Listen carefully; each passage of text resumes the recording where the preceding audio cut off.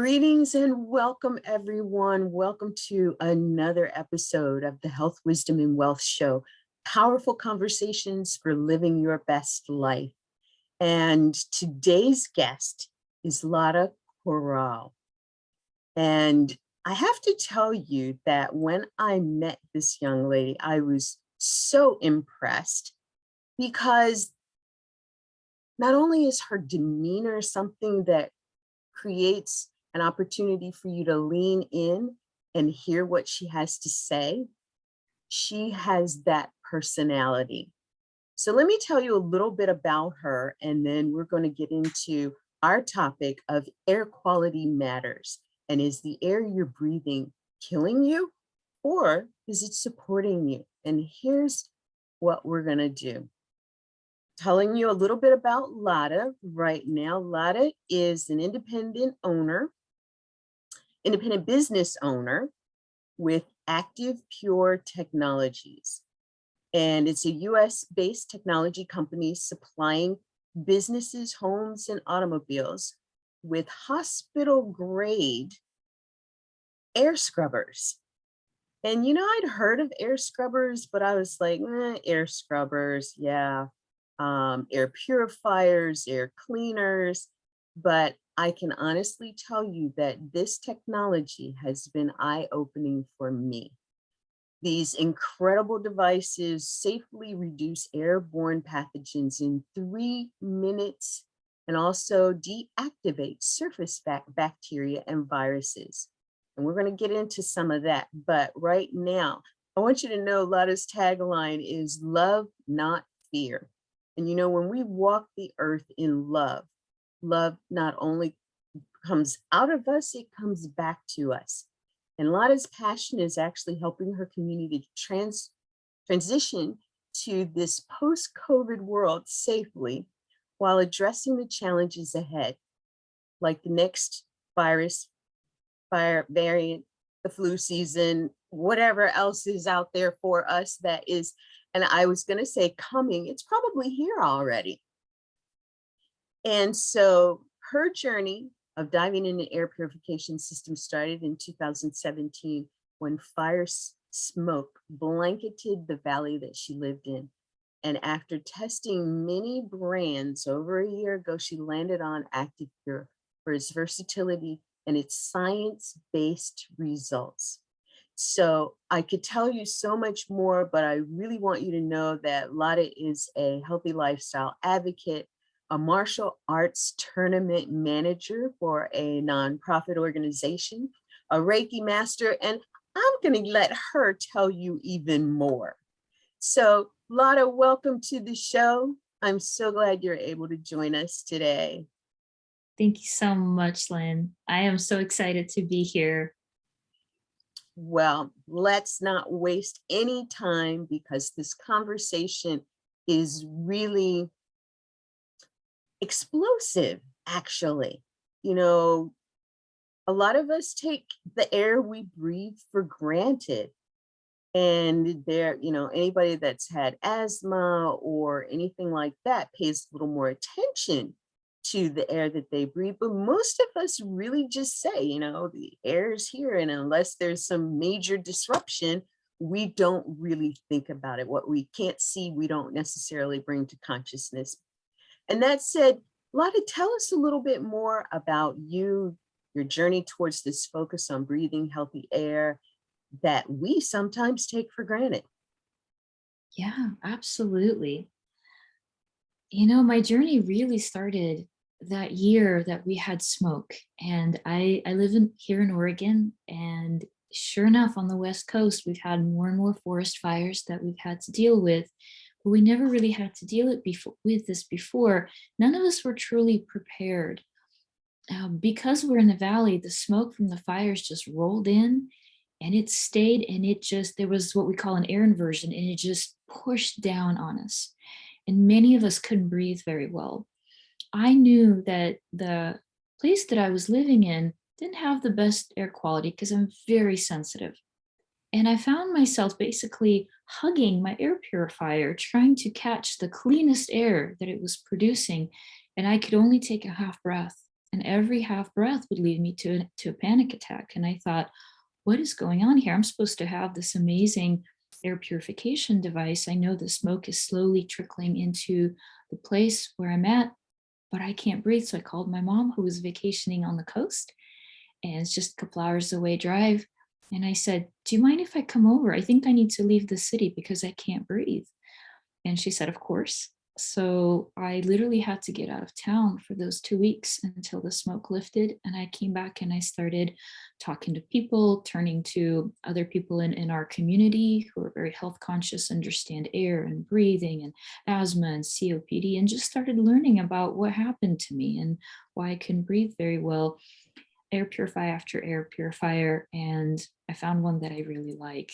So it's sadly it started for me with a panic attack, which, we can talk a long time about preventative care versus um, mitigating trauma or a problem to have. But boy did I learn. Later we found out that we had mold in that home as well. And you can ask me later about that one, but goodness gracious, am I learning a lot about consequences of living in a place that has mold, whether you know it or not. And right now we're taking my mom through a pretty intense health journey of getting mold out of her system because we had no idea. So, Wow. That's amazing. It's again what we can't see, we typically don't think about as something that might be an issue or a cause of a health issue. So, wow. And most of us and a lot of the show conversations have really been about around dealing with foodborne illnesses, obesity, skin, hair, issues with internal organs, your gut health, and even the systems connecting cancer, dementia. And it comes down to being the 80-20 rule. 80% of illnesses are foodborne illnesses and related from, causal relations from food. And the other 20% really is environmental, including the air that we breathe, the fires, the smog, COVID calling everyone home so that air pollution could come to a halt for a minute. We don't even, I can't even fathom how long or how short of a time it will take before we're back there full force at the front end of that 30 years, and people couldn't even see Mount Everest, and it took 1 week or 2 weeks of the shutdown from COVID for the skies to clear. And it's just amazing, especially when it comes to air. What is it about air other than typically, it's what we breathe. It does fuel our bodies with some things, but there's toxins in the air, and those are the result of illnesses. What are some of the signs that can help us to become more aware as to whether or not an illness is related to air quality or not? oh, absolutely. The first thing is some people are very sensitive to smells in general. I am, and some people aren't. So if you're not someone who's very aware of what's in your air biome, right? We talk about microbiome. What about the air biome?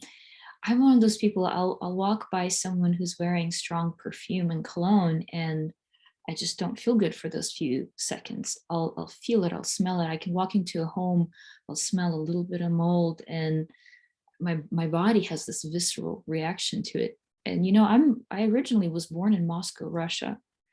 And Ah, what I find really fascinating is every time I've gone back to Moscow, I found myself almost dealing with air poisoning because it's a very polluted city. And I'm out in Oregon. For the most part, the air outside is quite pristine. You go to a big city and you really feel the oppression of the exhaust, and people are used to it. So if you're somebody who lives indoors in a larger city, you may not feel the effects of it because we're very adaptable beings. But over time, smelling all the exhaust from the vehicles, all the carcinogens that are being poured into the atmosphere, all the factories. Moscow has a lot of factories out there and a lot of processing plants, and somehow it all ends up being drifted in. Still, car exhaust, I would say, is the worst. But then you bring in the smoke from forest fires, even if they are far away. There could be here where I'm we have a factory that does wood pulp and processing. On occasion, the air will waft our direction. It's terrible. We have parts of our city next to other commercial facilities that off-gas all kinds of lovely things. So the body adapts to it until all of a sudden it can't. And then we are running inflammation in the body, but we don't know why. We could be smelling mold from the basement or an attic or an old leak somewhere, and we're not really sure until all of a sudden we're twitching in the middle of the night. I mean, the symptoms can be anywhere from neurological to impaired cognition to constant coughing and extra phlegm moving through the body. Everyone's going to react differently, but I would never disregard as airborne issues being one of the things that we want to look at as we mitigate either a health condition that we already have, or if we're looking to have a healthy lifestyle. Yeah, we have to look at the food. We have to look at the clean water. We have to look at the quality of our entire environment. Back in the day, it was safer to be indoors than outdoors because someone could eat you. Today, it's the opposite. It's a lot safer to be outdoors for the most part than indoors. I remember getting some new vinyl flooring put into my home office years ago, and it said low VOC, volatile organic compounds. And I said, well, okay, I'll give that a try. So I installed it. I think it smelled for a year. I would walk in and I'd be like, oh, still smelling it. I'd open up on the windows and I'd run all my air purifiers. And I would do what I can to spray things out of the air. And it just kept off-gassing and off-gassing. Now my mom would come in and she'd say, no, it's done off-gassing. She had no idea. So going back to what you said at the beginning, we don't know sometimes. And this is where it's really important to kind of look at the cleaners that we're using in the home. Sometimes look at the clothing we're wearing. Do we have a wood burning stove? Are our fireplaces functioning correctly? A lot of appliances produce all kinds of interesting off-gassing. Our own bed, our own carpeting can be off-gassing, and that's just on the toxic plastics side. And then, we don't really know until our body does something bad, and ultimately it could develop into an autoimmune condition. And those are a lot harder to mitigate later rather than prevent earlier. So I'm a huge advocate for prevention because of this. I love that. I am also a huge advocate for prevention, and to know that there are some things to do that will definitely put you in the frame of prevention. And you mentioned them, eating the right foods and the water and sleep and exercise and getting out in nature, getting out in that fresh air, in the sun, and even in the rain, because the rain has a way of flushing those toxins out. And as we're out, under the umbrella in the rain, we have the ability to have those toxins even flush off of our skin. And this whole idea about prevention is something that we don't really, we have the home filters, the air filters in our homes, but how many of us have the high grade home filters that, take all the allergens and things out of the air? And, a lot of people too don't even consider changing out the air filters checking them periodically before their schedule changes because things happen and you may collect more and need to change it out early. What's the number one way that you see that we could set ourselves up to prevent air quality issues personally, in our home office spaces, in our homes, and those of us who are in business with employees coming to a workplace or a co-working space? I travel to co-working spaces a lot of times. Right. And that's a huge question because in a home environment, you're mostly in control. In an office environment, you're not very much in control unless you have a boss, or maybe you're the boss, but unless you have a say in it. So as we start looking, addressing our home environment, that's the easiest for us usually to mitigate. So I would say, number one, if you have an induct system, if you have an HVAC in the house, please change your filter every 3 or 4 months. Please change your filter after any forest fire or anything that would have come in from the outside. Please have your system literally cleaned and maintained on occasion, because you don't want something dead in there, right? Because the system will get clogged up over time. It is very important to manually have one of the service companies come out and just pull all the crud out of there, because you're just circulating, you're just rebreathing the same stuff. If you have pets, you're going to have to do that a little bit more often, because there's going to be more shedding, there's going to be more of the lovely dust mites, maybe it's more allergens, with kitty cats especially. So look at how your home is being used. I actually don't recommend getting super high MERV 13 filters. They do a very good job, and a lot of people get them if there's, for example, a cigarette smoker in the house. Mm, Um, mm, they do work, but they will wear out your HVAC system, and you will need it to maintain it more often, and perhaps even replace it more often. So you have to kind of look at that.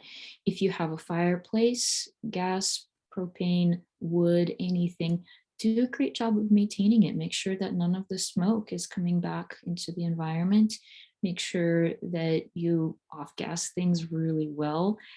This is something I'm dealing with right now. We just put in a brand new, lovely propane heater. I want to be a little more off the grid, even though where I'm at, that thing is off gassing like crazy. So I just designate certain days when all the windows are open, all my air cleaners are on afterwards, and I just said, okay, a couple of weeks, I just have to waste a bunch of propane. I need whatever coatings are on this equipment to literally burn off. mm. I try to lock myself in another part of the house because I do need to supervise it. Candles, I mean, really anything. What's your stove like? So those are easy things that you can do because they're in the moment. And then there are a little bit tougher things like, oh, let's say you put in new furniture or new carpeting. All of those now have fire retardants in them, and all of them have a lot of toxic chemicals. It's kind of hard to get an organic mattress now and then. Do I recommend that? Absolutely, yes. If you can find one and if you can afford one. It's kind of strange how things that are safe for us cost a lot more money than things that could kill us. Mhm, Can cost mhm, pennies on the dollar. So be on the lookout for that. Other types of pollutants, look at your cleaners, because even if you clean something and it smells so good and fresh, well, can you smell that fresh smell for 3 more days? It's probably a toxic chemical in there, and you probably don't want to be breathing it. Those all have either petroleum products or other stinky stuff. Well, everything that's in the air, everything that goes out into the air has mass to it, right? mhm. Even smoke particles, forest fire. Oh my goodness, we had horrible forest fire, burned down an entire community east of us 2 years ago in the summer. We were told to stay home. It was already in the middle of a pandemic. And they said the stuff that's burning is very toxic. They've hit some infrastructure that's burning. Homes were burning. Well, all of that is in the air. So make sure you just keep on it. Stay on it, especially indoors if you can mitigate that. if you're building a home, talk to your contractor. Make sure you get the safest materials with the lowest VOCs possible. Use as many natural materials as you can. And I wouldn't move into a house that's freshly built. I just wouldn't. If you can, wait for it to off gas and breathe that stuff out for as long as possible. That would be best. Then you can say, okay, so how can I mitigate things like that? So that's when you can start looking at different technology. Again, in the home, it's a lot easier. We could look at different types of purification systems. I think HEPA systems are fantastic. They're an older system. They do work well, but here's the thing. They just clean everything inside the machine really well. So you'll see all these signs that says destroys 99% of whatever. Yes, in that machine, impeccable, perfect. UV light. All right, are you going to run around your house literally holding a little UV wand on every surface for within 2 inches of the surface for 3 seconds? No. So again, it's a passive approach. It is helpful, but it's not really going to do it. So when I discovered a different type of technology, it just made more sense, which we can talk about a little bit later. So there are ways to mitigate indoor air that is just the highest end. As you go to the office, restaurant, now we're looking at a whole other ball game, right? If it's an office we live in, well, let's look at the fact that everything has electricity. So not only are you smelling all the off-gassing, all the technology, you're also dealing with EMFs on top of it, electromagnetic fields, and you don't have a lot of control. So you can talk to your talk to the people who may be facilities managers, to the boss, and say, hey, I'm feeling like there's some issues with the air. What can we do to mitigate that? And just be very collaborative, take a proactive approach, and let's look at different air systems that can go in. If we talk about COVID, right, that's a whole new ball game. Again, HEPA is nice, but that's just diluting the poison, so to speak, with a little bit of clean air. There are other ways to mitigate that that are a lot better. And what I do, which is a little bit silly perhaps, but I recently had a birthday party. I brought in my air scrubber. I brought it into a restaurant. I plopped it down next to me, and I knew that my little group of 12 who were celebrating my birthday, the air was protected. And I don't even ask permission anymore because I'm taking control of my health. I'm taking control of my friend's health because in that moment I can do that. So again, take a proactive approach. I love that. I really love that. Something that we typically won't allow ourselves to do. And in today's COVID environment, it was put on your mask, but then you're sitting around a table and everyone's eating without a mask. What good is the mask, right? But you could want to go to the restroom. And or from the restaurant back to the car. I mean, and you're out in the air, it just, there's something wrong there. Just doesn't quite connect. But I love your idea of taking a system. So it's got to be something portable. It's got to be something that's, not an eyesore, that you can take and set up and really feel like you're not only protecting yourself, but your friends and family as well. That's awesome. And that is one unique way of actually preventing air quality issues for yourself personally and those close to you. I can see something like that going to the workplace and being in your office. And in office spaces, you've got exterior office space, you've got interior office space, and you've got cubicles. And all that air circulating is, I remember I had a woman that used to work for me, and she used to be sick all the time. And she was trying to figure it out. I was scratching my head around it.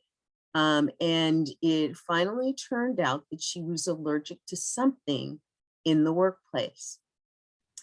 And she ended up resigning because of it. But there was a huge, huge issue with the company as well, because it was something in the workplace and it was something that could not be easily removed. Yet I think about if there was an opportunity for that workplace to have had something that was an air scrubber, air purifier, that might have saved this woman a lot of anguish, the company a lot of anguish, and her coworkers too, because we had to hear these, stories. We had to see how sick she was.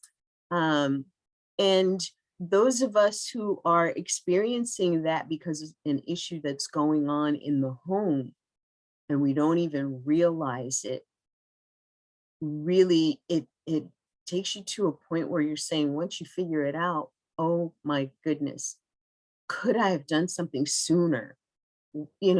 So let's talk about those in-home toxins. Mold. There were a couple others that we named. Let's talk about them and how we might be able to detect that they are creating issues for us. Absolutely. Yes. So let me just make a quick statement about what you said. It got me going on a thought. If one person in that whole office had an issue, do you think that whatever that toxin was passively affecting everybody else in that building? And is it possible that years down the road is when everybody will start having issues? It's just at the moment, because that was her weakness, it hit her right then. Is it possible that years, 20 years, 30 years down the road, Wow. everyone could start having some kind of pulmonary issues, right?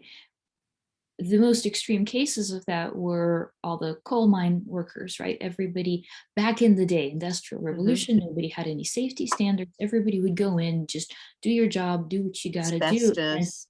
right. Mhm. And then they come back years later, these people are dying of cancer and these immunological and all these issues.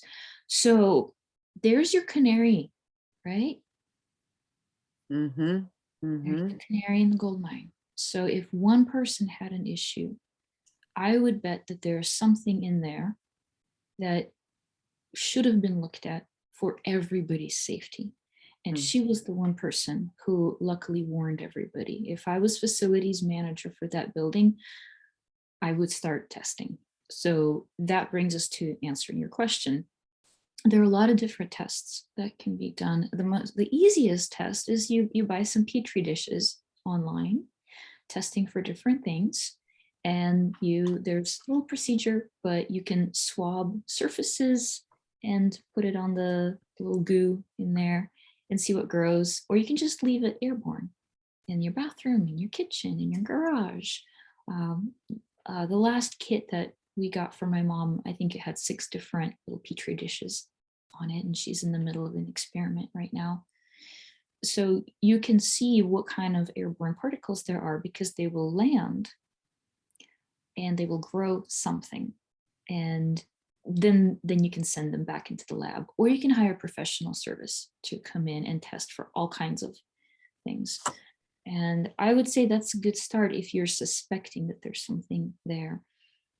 Another way is you get a mitigation device, some kind of a really nice high-end air purifier, and see if your symptoms get better. So the easiest thing to do is, if there's a symptom and if there's an airborne trigger, you will know. So for example, if you're allergic to something in the home and now that irritant is gone and you're no longer wheezing, sneezing, you don't have brain fog, you don't have your asthma attacks as much, or whatever it is. Sometimes you don't even have to spend the extra money to find out what exactly it was, because if the problem is gone, that may be good enough. So I would probably start there. And that's really where my journey began. Is I had a problem problem was I couldn't breathe.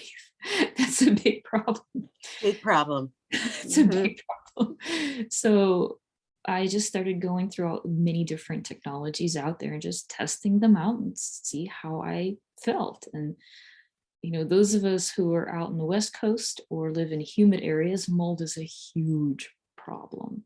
So out where I was at, turned out our place had 3 different types of molds. There was a roof leak. There was someone who ran their car into our building and broke that seal. So that let some moisture in from the underside. The roof let in moisture from the top end, and on top of it, somebody's bathtub overflowed. So that building should have been removed at this point. Instead, they did some remediation and called it good. We're not there anymore because I understood pretty quickly. We had a dehumidifier running. That's another thing you can do to, if you're in a very humid environment and you suspect some mold, get a dehumidifier. The latest rage is to put humidifiers in your home. Well, why would you do that? Make sure that there's a good medical reason for you to have a humidifier. And if that is not what you need, a dehumidifier will take moisture out of the air if there's a propensity for mold or fungus, because that's toxic, very, very toxic, and that can cause long-term inflammation in the body as well as neurological issues. I'm glad you brought that back into because inflammation in the body, a lot of times we're also told that it's foodborne. And to the degree that someone might be eating all the right foods and, the lifestyle is on point, yet there's still an issue with inflammation. What I hear you saying is now take a look at the other 20% Right. space and see if it has something to do with environment, whether it's Absolutely. air because of mold or fungus, or what other types of toxins might we find in the air? You mentioned mold, fungus. What else is there? Yeah, those are some of the nastiest ones. I'm still going to say VOCs, volatile organic compounds, which are in everything that's been manufactured, just about, unless it's been manufactured without the use of that. Every piece of furniture, especially at the beginning, will off gas in many different ways. All those, again, fire retardants. We have rules and laws for the house not to burn too hot and to mitigate fire, but that technology led to all kinds of components. When electronics heat up, a lot of them will produce ozone. That's another item that's a bit of a problem. If you know, some homes, not much you can do about this one. Some homes are located over radon. Well, we definitely don't want that. There are ways to mitigate that I've been researching, but that's an issue. And sure, what's in the popcorn ceiling? What's in that varnish on your hardwood floor or in your carpet? Well, what's under the carpet mat that could be off-gassing every time you step on it and it goes a little bit of a poof into the air? Is that dust mite food? Those are pretty nasty allergens. This is why they say, by the way, sleep on 100% organic cotton sheets and pillowcases and change them often, because a lot of styes, I've learned, trial and error, are because of, well, dust mite poop. So I used to have some eye styes. So a lot of stuff that I teach is because I've dealt with it and I've had to find a solution to my own issues. And what about your laundry? What detergents are you using and then putting on your skin? Are you wearing polyester? What is that putting off into your skin? Your skin is your biggest organ. That does go into your bloodstream. That is a way to bring in toxins. And we're not even talking about food and clean water. We're just talking about environmentals. You go into some buildings, there's a name called Legionnaires Disease. Mm-hmm. So some buildings are so toxic and people work there day in and day out in their cubicles and they don't know, and then they get extremely sick. toxic building syndrome is now a word. Sick Yes. building syndrome Yes. is now a word. And it could be a lot of different things. Sometimes it's an older HVAC system, maybe with a boiler that's never gotten cleaned in the last 50 years correctly, and it just keeps spitting out the same air particles. So clean air to me is extremely important. And I'm grateful that I am so sensitive to everything, because I can tell pretty quickly if something is off, and then I just go for the search to remediate everything. When there's a problem, there's a solution. And if there's not a solution right now, it's around the corner. And I would never say settle for a problem, whether it's with your food, with your water, with not enough exercise. If you know that you're not optimizing your health, go figure it out. The solutions are out there. And I'm a little bit of a biohacker. I love to figure out how to make my daily life better, faster, stronger. You know, I'm a martial artist. I'm an artist, by the way. Well, guess what? I inhaled a lot of when I was younger. Ooh, paints, Yeah. varnishes, Yeah. wood burning, you name it. I tried it all. I even did stained glass, lead. So your hobbies could be a source of air pollution. In fact, this morning I had a gal come over and she said, I do a lot of varnish work. And I said, all right, let's do some experiments on your varnishes and see how we can make sure that the air is super clean. And she already works with a respirator. So as you do your hobbies that off gas, make sure your respirator is the correct respirator for the type of the off gassing or dust particles or whatever it is that's coming into the air. And afterwards, you got to clean up that air really, really, really well. Let's go into our garage. A lot of us have oil stains on the garage. Well, unless you clean it up, it's going to keep off gassing. You're going to keep smelling it. All the paint thinners, solvents, all the car supplies in your garage. Sometimes I'll walk into a garage and I feel like it literally hits me with the smell. Recently, I had to take my mom to help her put on some new tires because one of them went out finally. And I walked into a tire store in about 3 seconds, I was out of there. And then I thought, my God, these people spend their entire day in a tire store. And I couldn't be there more than 3 minutes because I almost got it. The headache was just around the corner. So anything manufactured, it could be a source of a contaminant. We don't necessarily feel it, know it, but unless you live in a beautiful log cabin that's untreated with, dirt floors and everything is organic cotton, there's something in your environment that's probably going to off gas a little bit.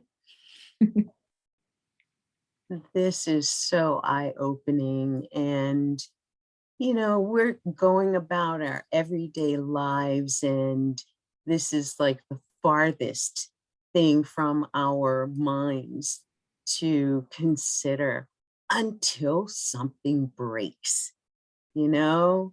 And when you and I spoke recently, you mentioned something that I was really intrigued about, and you called it living an impeccable lifestyle.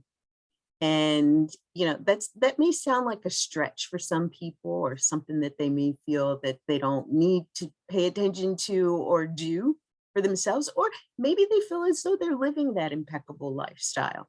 Um, why is that? And beyond knowing that, you're sensitive in this way, why is that so important to you? Hmm. As somebody who does Reiki energy work, and I teach Reiki and energy work, and I'm a healer and a channel, to me, being in alignment with Mother Earth in its natural flow, in its natural state, is important. Even if I wasn't sensitive the way that I am, which is a gift, and I've learned to be grateful for it, although it's very, very hard. For me to be out of alignment and be toxic, would create anger in me. And I know that. I could never drink a lot, even though I'm Russian, right? I'm supposed to drink a lot and smoke. all, my, Vodkas. all my Russian friends did, but I was always the designated driver. To me, living an impeccable lifestyle means just being in the flow of life itself. It's being in alignment.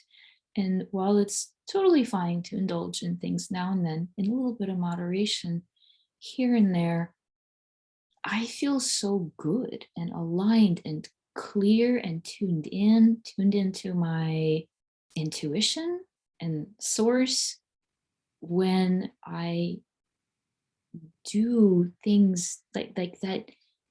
Hygiene beyond just brushing your teeth and taking a shower. It's emotional hygiene, it's mental hygiene, it's the air we breathe, the water that we drink, the food that we take in, it's the meditation, it's working out and getting the toxins out of the body. When I do those things, even if I don't have to, the feeling that I get, the euphoria that I have, that unity that I feel with all that is, I wouldn't change that for anything. I wouldn't exchange that for any drug, any pharmaceutical, any pill, anything. Because what I know is possible for us to achieve as a human is a euphoria beyond anything that the man-made world can offer us. And maybe I just learned that early enough as I was growing up. But as I get older, I'm just feeling more and more and more into this alignment, and this alignment becomes the most important thing that matters to me. And I just do my best to educate people that, yeah, go off your rails a little bit, explore, go play. You need the yin and the yang. But when it's time for you to make those decisions, it's so much better long-term and short-term to take the high road. I totally agree. That was beautiful. I love everything that you brought in there. And I just want to breathe that in, because you brought every aspect of life, from spiritual, mental, physical, emotional, and we are the expression of the alignment that we're in. And so I just want to say thank you for that. That was beautifully said. And Lada, most of our conversations here on the Health, Wisdom, and Wealth Show really dive into the subject of using lifestyle and food as medicine, and in particular, living a whole foods, plant-based lifestyle. And, as we're wrapping up our show tonight or today, is there some wisdom that you'd like to share with our audience that really helps them to feel the positive impact that you make on so many people because of who you are, because of how you educate and what you bring into the world? Sure. Well, I'll go back to first my tagline, love, not fear. I choose to live in a state of love and a high frequency. The last 2 years has shown us what we're made of as a country, as a society, as a world. And I choose to resonate in love. And I would encourage everyone to stay in that frequency as much as possible, because that's how we're all gonna work through it all together, right? Together. Mm-hmm. And the closing thoughts is, this is something that I meditate on myself. What's the first thing that we do when we enter this world? We take a breath, the breath of life. The ancient books talk about the breath of life throughout our lives. We talk about the power of a single breath, giving us an opportunity to reset the entire nervous system. So breath is life. And what is the last thing that we do before we depart this physical realm? We even say it's in our language, your last breath. So if breath is life, wouldn't it make sense to pay attention to the breaths between the first one and the last one? It would, and it does. And for me, what you've brought in makes it even more important to consider not just the breath, but the things that we do in the world, that, you know, our legacy, our impact, you know, comes through every breath. And I so appreciate that. And to our audience, I really, really hope that you've gotten something good out of this. And before we really wrap up, we have been talking about a device, and you can find out more information about it on my website, P3Academy/resources. It is, you'll notice it, ActivePure. But beyond that, what we want to leave with you today is really about considering your environment. Consider the air you breathe, and consider it while it feels like it is good. And if you're dealing with any issues, consider that the air quality that you are in most of the time may be impacting you. And let us know if you have questions. I'm going to share LADA's information directly under this video. You can reach out to me and we will answer whatever questions you have. If we don't know the answer, we will help find the answer. And because it's important for us to really help those of you who are listening to this to find the solutions that will help you to live your highest and best life. And so as I close out the show, again, to our audience, if you enjoyed this, if this brought great information in for you, please leave us a comment below, share, and let others know. And join us again next week when we have another guest and another topic, because the object of having this show is to bring this kind of information to you, whether you know it or not. Our goal is to help educate and empower you to live your highest and best life. And there's some exciting things coming up in future episodes and more, so do stay tuned. Turn on your notifications so that you can be a part of it all. Yes, share and help us get the message out. And until next time, thank you for joining us today. Thank you, LADA, for being our guest today. This has been an awesome conversation. Audience, be well, live, love, and be a bigger positive impact maker in your world. And we'll see you next time. Bye for now.